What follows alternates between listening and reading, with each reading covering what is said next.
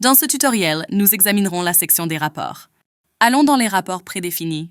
Ceux-ci contiennent divers rapports de base au sein du système, tels que des rapports pour les utilisateurs, les tests, les sondages, les groupes d'utilisateurs, les banques de questions, les cours de formation et les statistiques globales. Par exemple, la fiabilité mesure comment les éléments sont corrélés avec le test dans son ensemble, ce qui vous permet d'identifier les questions qui ne conviennent pas à un test.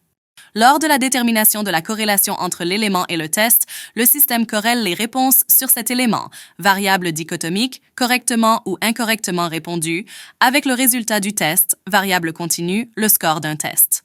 Ensuite, le taux de réussite des tests, représentant un ratio entre les tests tentés et réussis, peut être une façon d'évaluer la difficulté du test. Vous pouvez exporter les rapports au format Excel ou PDF. Habituellement, les rapports sont affichés sous forme tabulaire, mais certains d'entre eux comportent des représentations graphiques supplémentaires. Le module de rapport vous permet également d'analyser les résultats entre les groupes d'utilisateurs et de comparer leurs scores par département, localisation ou session de test afin de comparer les scores individuels avec la moyenne du groupe. Examinez les paramètres ou statistiques du système.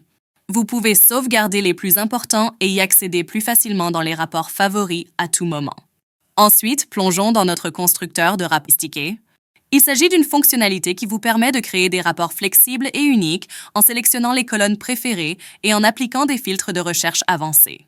Il offre un aperçu détaillé des statistiques des tests, sondages, une comparaison efficace des tests, sondages et une analyse des éléments individuels des tests, sondages.